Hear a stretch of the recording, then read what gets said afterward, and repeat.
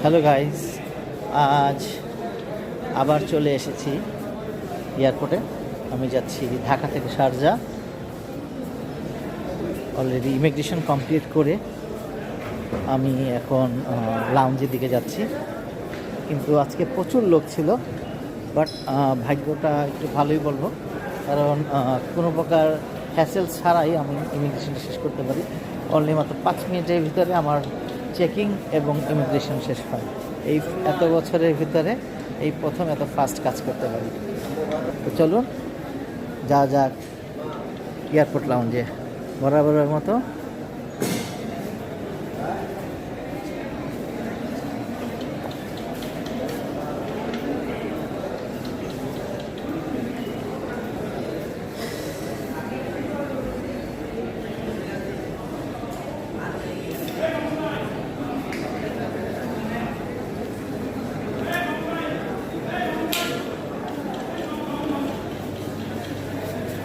লিফটের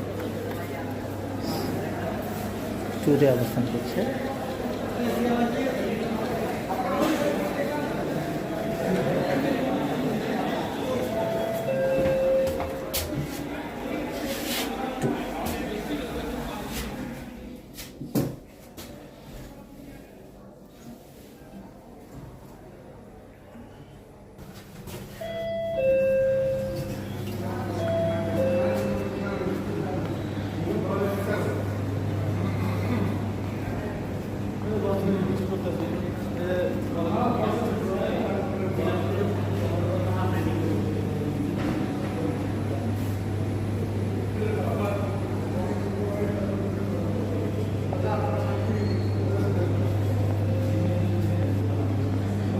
এটা ACB lounge.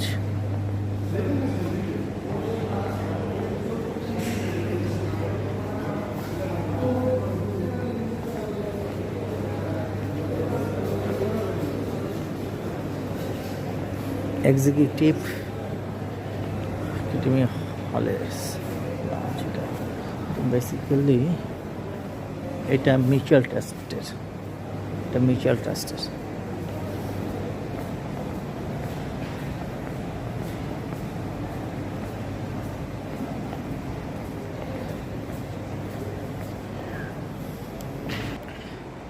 এই সকল বিমান সংস্থার বিমানগুলো যারা বিজনেস ক্লাসের টিকিট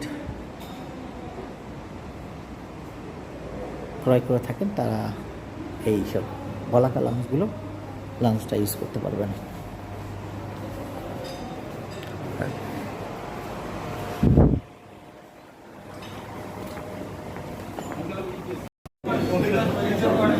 এখন আমার গেট পড়ছে 4-এ, আমি 4-এর দিকে যাচ্ছি।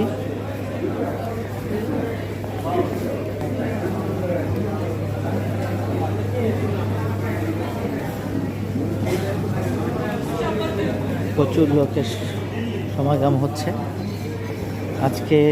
একদিকে হজের যাত্রা, 2 নম্বর আপনার যারা প্রবাসী আছেন তারা যাচ্ছেন। আমাদের ফ্লাইট ডিটেলস এখানে দেখা যাচ্ছে। শারজা 9টা, গেট নাম্বার 4-এ BS 345 ইউএস বাংলা ফ্লাইটে যাচ্ছি আমরা।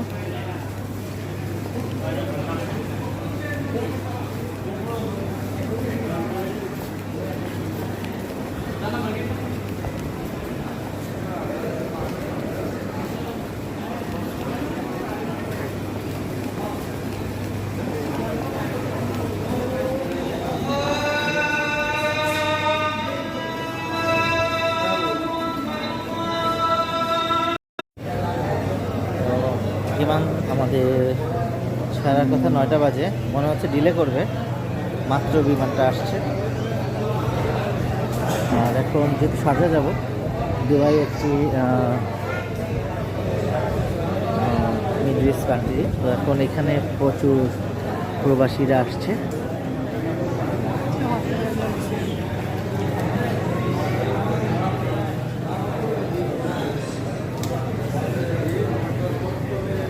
জীবিকার তাগিদে এরা এখন জীবন যুদ্ধে বিদেশ পাড়ি দিবে এবং আমাদের দেশের বৈদেশিক মুদ্রা সহযোগিতা করবে, যাদেরকে আমরা বলে থাকি রেভিডেন্ট যোদ্ধা।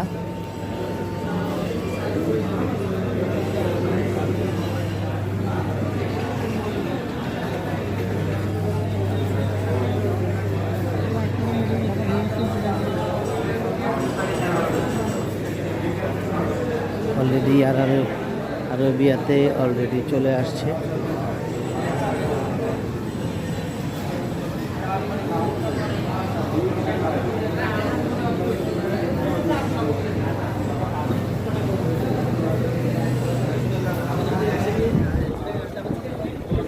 এবং এর পাশেই দাঁড়িয়ে আছে এমিরেটসের একটা বিমান।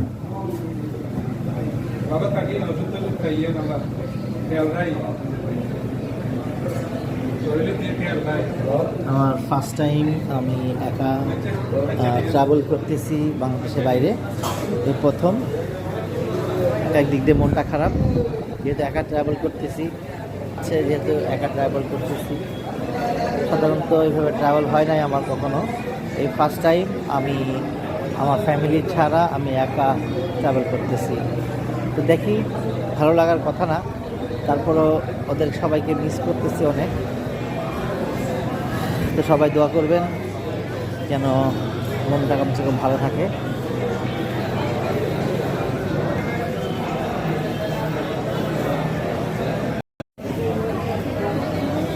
এটা ফালতু একটা অভিজ্ঞতা হচ্ছে।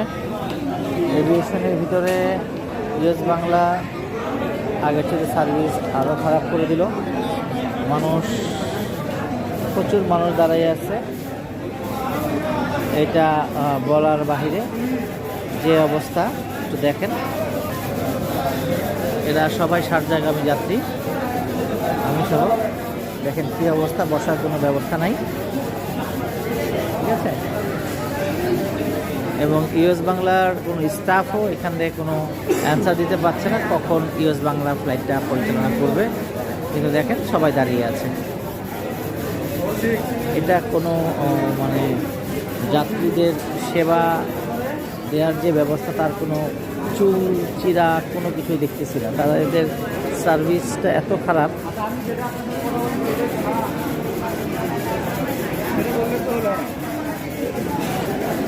আশা করি ইউএস বাংলা কর্তৃপক্ষ এই বিষয়টা আমলে নেবেন এবং যাত্রীদেরকে ভালো একটা সেবা দেওয়ার চেষ্টা করবেন।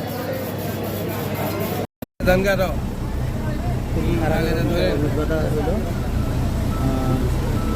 এবং 1 ঘন্টা ডিলে করলো বিমানটা। যে স্থানে দিয়েছে এই স্থানে বসার জায়গা ছিল না এবং তাদের সার্ভিস যেরকম হওয়ার কথা ছিল সেভাবে আমরা সার্ভিস পাইনি, বিশেষ করে আমি পাইনি। কারণ আমরা যারা প্যাসেঞ্জার তারা বিমানে সব বরাবর একটা ভালো সার্ভিস আশা করে থাকি।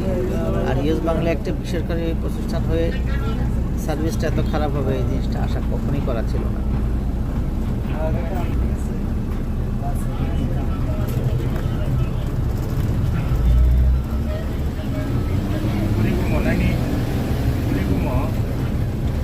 বিমানটা আমাদের আউটবেতে আছে, এখন গাড়িতে করে আমরা আউটবেতে যাচ্ছি।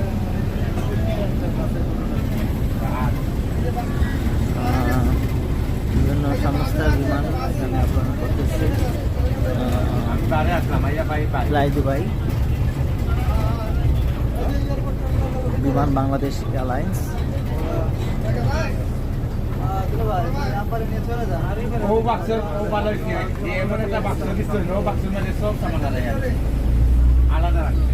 বাংলাদেশের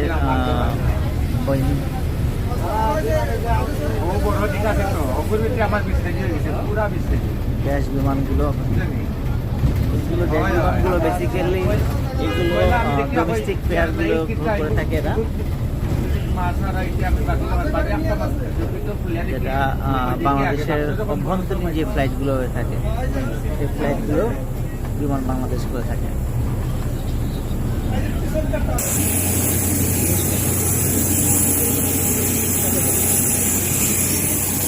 ভিতরে ঢোকার সময় আপনাকে ভিডিওটা অফ করতে হবে। তো এইটা হচ্ছে ইউএস বাংলা এখন ভাড়া নিয়েছে এই বিমানটা স্কাইআপ লাইন থেকে। এই হলো অবস্থা। মোটামুটি 5 ঘন্টা জার্নি করে আমাদের যেতে হবে এই যে এই বিমানটাতে।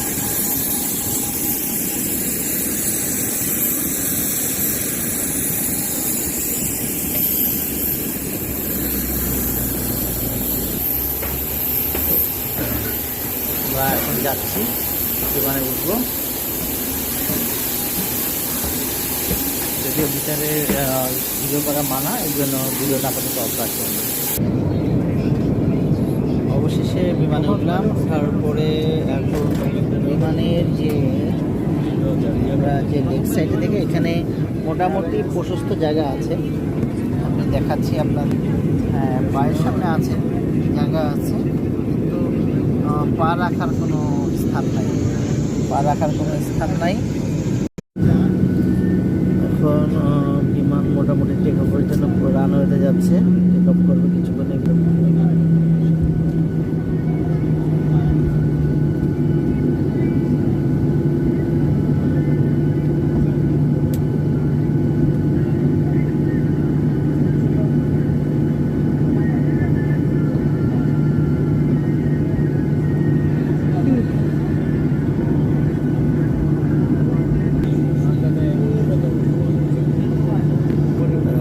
যাচ্ছে এগিয়ে ধীরে ধীরে।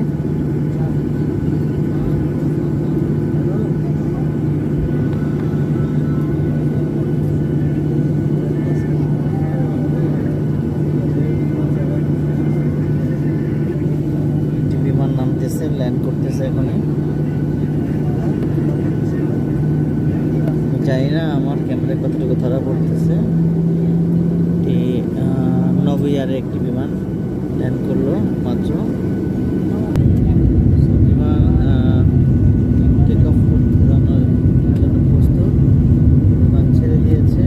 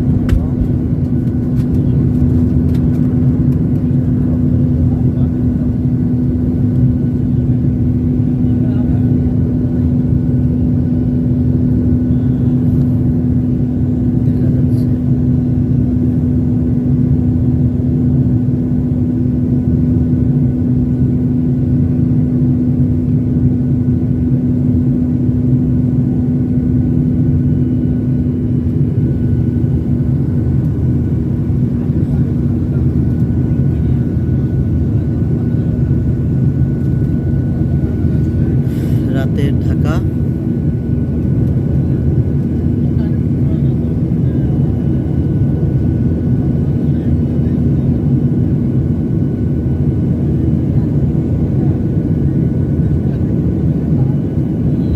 এতটাই ব্যস্ত শহর ঢাকা।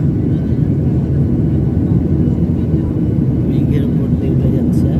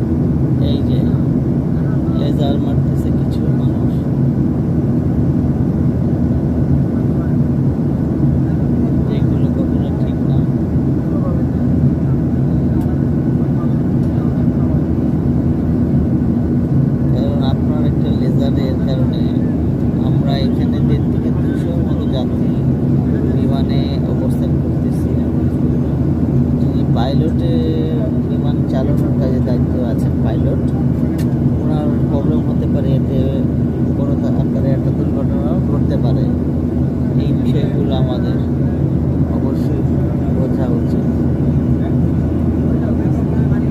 একটা ভিন্ন দৃশ্য দেখেন, রাতের আকাশে বিজলি কেবল চমকায়। আমি এই প্রথম দেখতেছি নিচে কিন্তু বৃষ্টি হচ্ছে।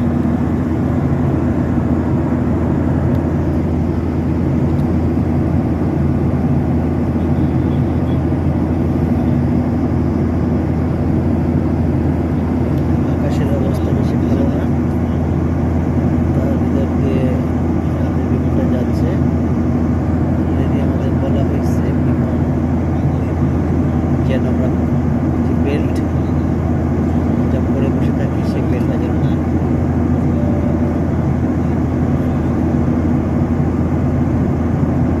সবাই দোয়া করবেন।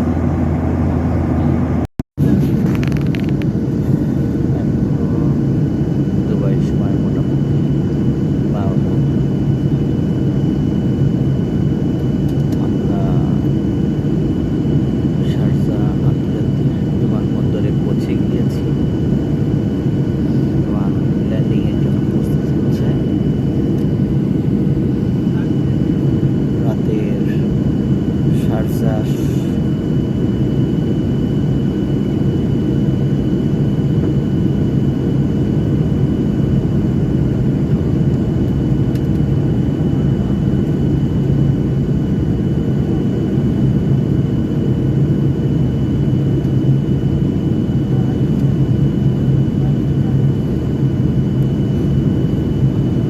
আমরা এসেছি ইউএস বাংলা একটা ফ্লাইটে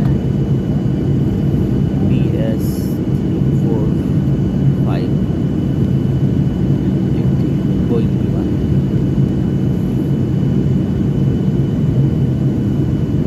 রাতের শারজা আলোকিত করে রেখেছে বিভিন্ন ধরনের রং বেরঙের বাতি দিয়ে।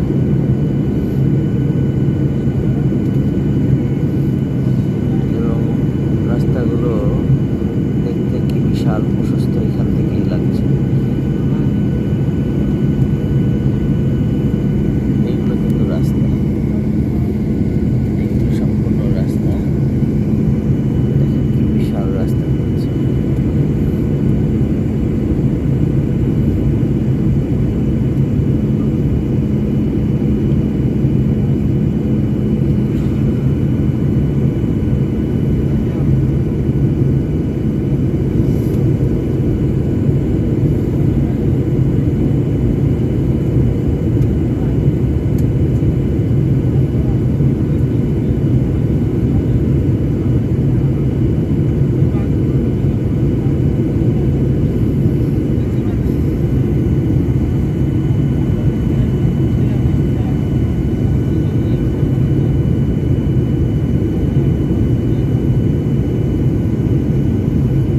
দেখুন বিমানের রানের আশেপাশে কোনো প্রকার ঘরবাড়ি কিংবা কোনো স্থাপনায় নেই।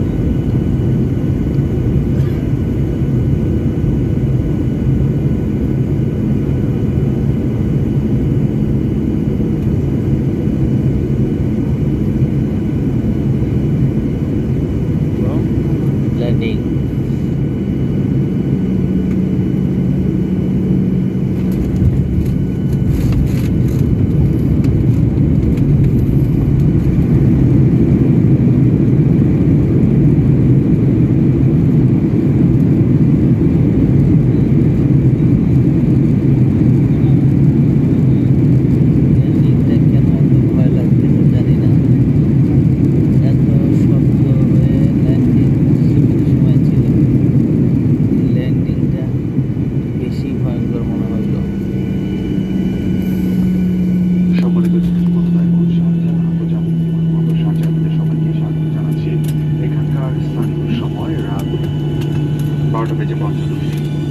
ব্যক্তিগত নিরাপত্তার জন্য সিটবেল্ট বেঁধে রাখুন। সিটবেল্ট বাঁধা আলো সামগ্রী নারায়ণগঞ্জ পর্যন্ত এবং বিমান পুরোপুরি নামানো পর্যন্ত অনুগ্রহ করে নিচে আসলে বসে থাকুন।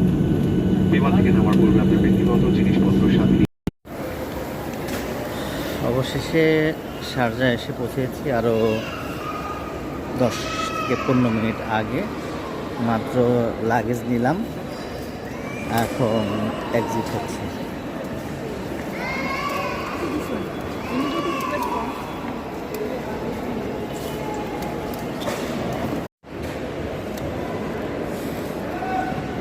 এই হলো এয়ারপোর্ট, শারজা এয়ারপোর্ট। এখন এয়ারপোর্ট থেকে এক্সিট হচ্ছি।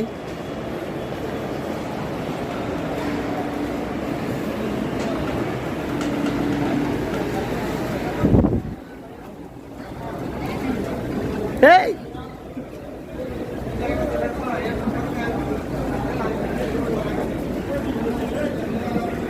আমার ভাই চলে আসছে।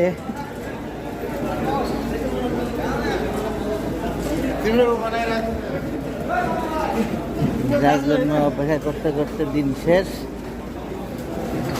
এখন চলে আসছে আমার ভাই ওয়ালাইকুম ইসলাম। তো শারজা পৌঁছে গেলাম।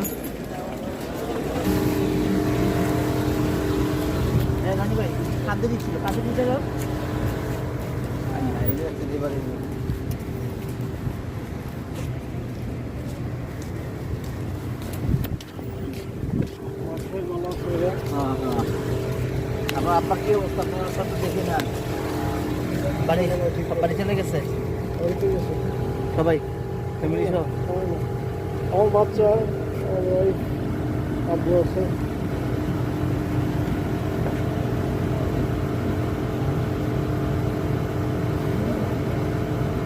প্রবাস কি করে ঢাকা?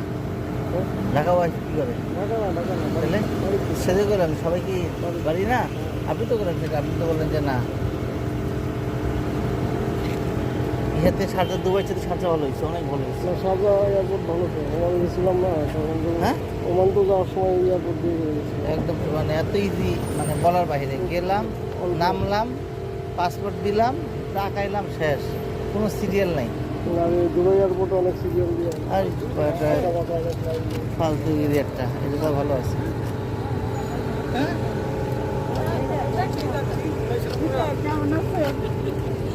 লুৎফরা তো আসছে, দেখাইছে না? একসাথে আমার কাছে থাকে। আসার পরজন বলছে যে ভাই পাঠাইছে, হ্যাঁ তখন তারা আমি নিচে ঘুমাই, আমার পাশে বলছে যে এই জায়গা আমার খেতে টেতে সব দিয়ে দিচ্ছে। আচ্ছা, এখন কোথায় ঘুমায়? এখন আলাদা না? আমার সাথে ঘুমায়, ওই যেখানে কাজ দিছি 1 তারিখ থেকে ওখানে ঘুমায়, ওখানে যাবে। এবং ওইখানে আমি নিজে নিয়ে কাজ লাগাই দিচ্ছি, সুপার মার্কেট লাগাই দিচ্ছি। কারণ আমার ওই যে ঈদের আগে তো মনে হয় ভিসা হবে না, আর 2টা লোক আসবে। আসছি না এখানে, দেখছেন? আমি বলছি না, আপনি ম্যান পাওয়ার ফ্যান পাওয়ার কিছু লাগবে না এখন থেকে। বিন্দাস আসবেন, ঢুকবেন, আসবেন, ঢুকবেন।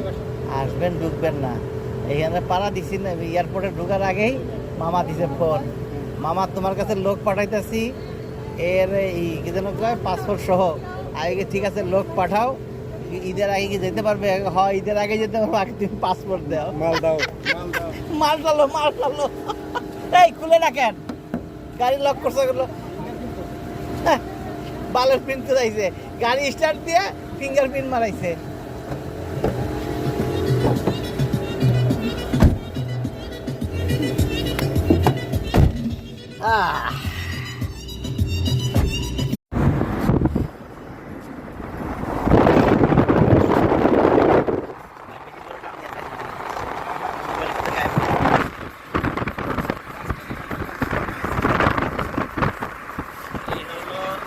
শারজা সিটিতে আমরা বর্তমানে আছি, সিটির উদ্দেশ্যে যাচ্ছি, সিটিতে আছি না, সিটির উদ্দেশ্যে যাচ্ছি।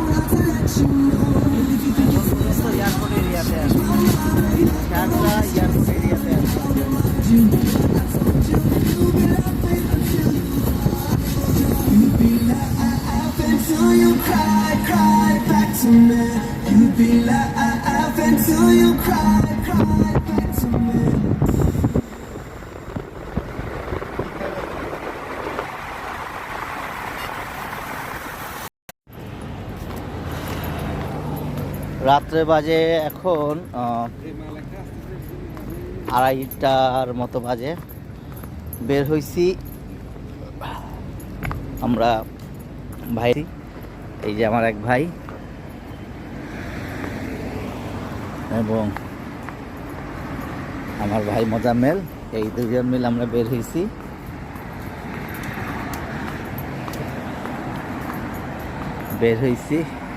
দুইজন মিলে এখন বার্গার কেএফসিতে আসছি। আমরা এখন কেএফসিতে আসছি, এখন কেএফসির আউটলেটে এখন দেখবো এখানে কি খাবার পাওয়া যায়। জানি না ক্যামেরা অ্যালাউ আছে কিনা, চলো যাওয়া যাক।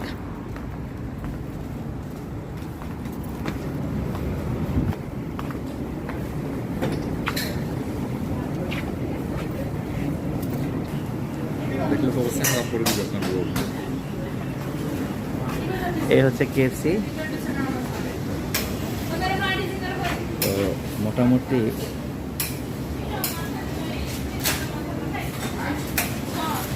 মেনু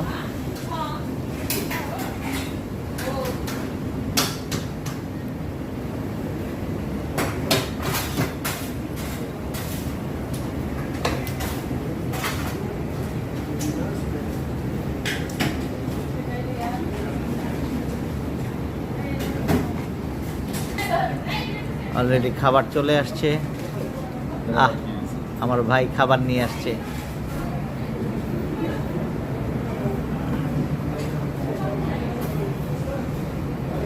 এই হচ্ছে আমাদের রাতের ডিনার।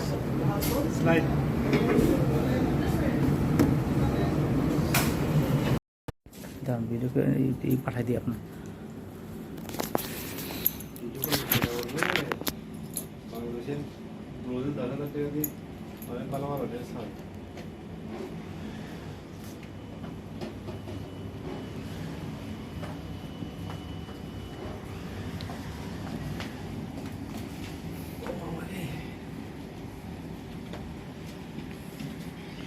এগুলো হচ্ছে দুবাইয়ের যে সকল মেয়ে এবং মা বোনের আছে তারা এগুলো পরে থাকে। এগুলো একটা হচ্ছে প্রাইস রেঞ্জ মোটামুটি 15 থেকে 20,000 করে ভ্যারি করে, 25,000 30,000ও আছে।